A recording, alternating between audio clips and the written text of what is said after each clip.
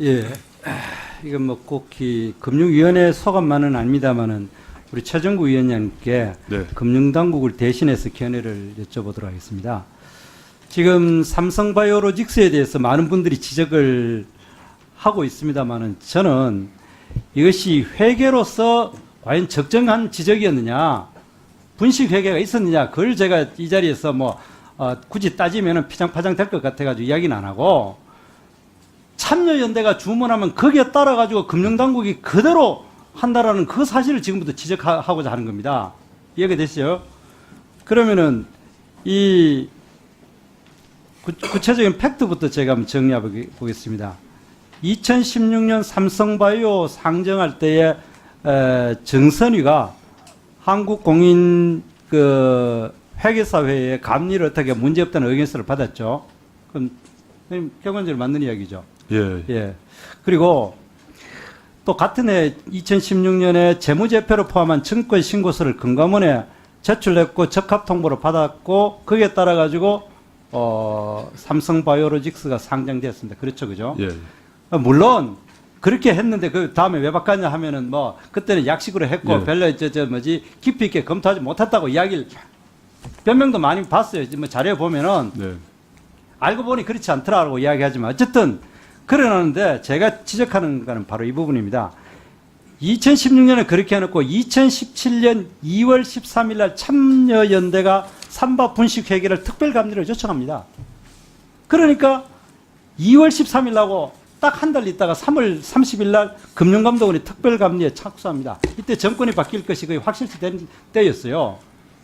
우리가 주목하는 것은 실질적으로 기계적으로 회계적으로 그것이 맞냐 틀리냐는 것이 아니라 참여연대가 주문하면은 금융당국이 따라가는 걸 지적합니다. 또 한 번 하겠습니다. 2018년 7월에 또 참여연대가 삼성 관련해가지고 Q&A를 하는 걸 발표합니다. 거기에 분식회계가 있으니까 상장실질심사를 촉구합니다.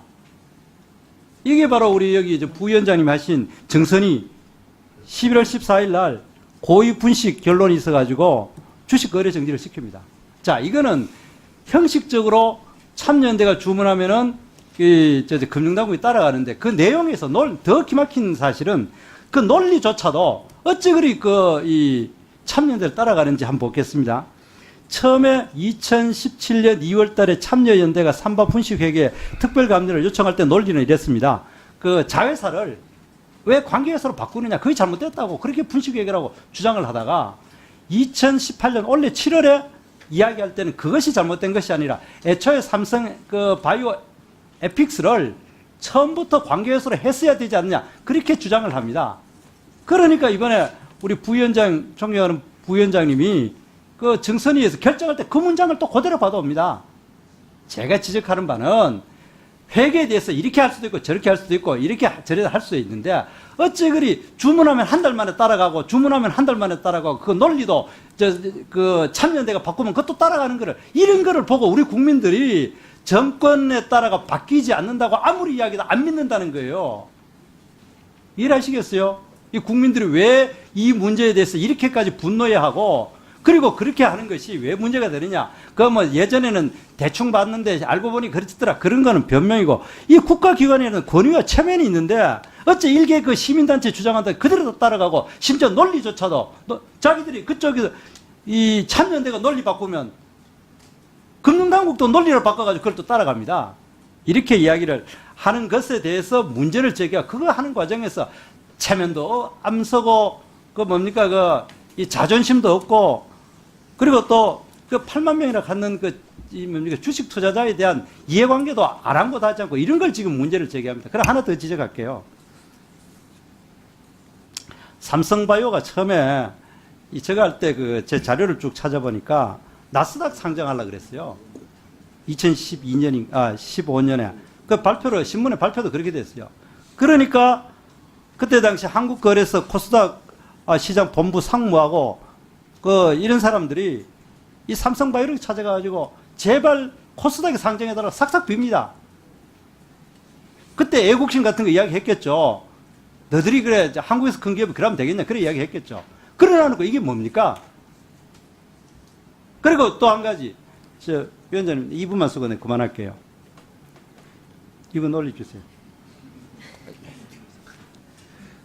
지금 그러면은 우리가 이야기하는 참여연대가 이렇게 특별감리하라, 논리를 바꿔라, 그거를 금융당국이 따라가는 것보다 더 문제는 지금부터 지적하는 겁니다. 참여연대의 궁극적인 목적은 삼성 그 물산과 제일모직의 합병을 사실상 무산시켜가지고 삼성 이재용 일가의 그 경영권을 빼앗는 것이 목표라고 우리는 믿고 있습니다. 참여연대가 벌써 주장을 내지 않습니까? 이게 지금 그 주식 거래 정지를 시키고부터 당장 이제 그 합병하는 거를 재검토해야 된다고 이야기를 하고, 금융위원장님 방금 이제 답변해 보면 그거는 뭐 그때가 봐야 된다지만 또 한 달 있으면은 결국 그 검토가 될 거예요. 그렇게 하는 목적이 뭐겠어요? 삼성전자에 대한 경영권을 이건희 이재용 부자한테 뺏어가지고 실질적인 그 일대 주주인 국민연금이 경영권을 가져가지고 포스코 같이 주인 없는 조직으로 만드는 것이 목표로인 것이 이제 제가 생각하기에는 이 참여연대 목적이라 생각합니다. 이거를 그대로 지금 금융당국이 따라가고 있다는 거예요.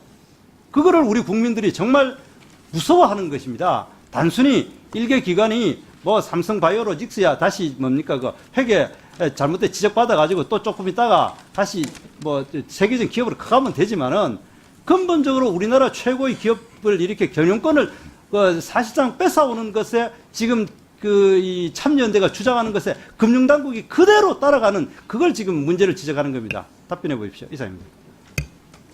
네, 참여연대가 지적하면 금융당국이 그대로 따라가는 것 아니냐는 말씀을 주셨습니다. 절대 참여연대를 비롯해서 어떠한 그 외부 의견에 그대로 따라가지는 않았다고 말씀을 드릴 수가 있습니다. 참여연대뿐만 아니라 다른 시민단체를 포함해서 외부에서 여러 가지 다양한 시각을 가지고 비판도 하고 주장도 제기했습니다만, 금융당국 그리고 최종적으로 증선위원들이 최대한 객관적이고 공정하게 판단한 결과라고 생각을 합니다.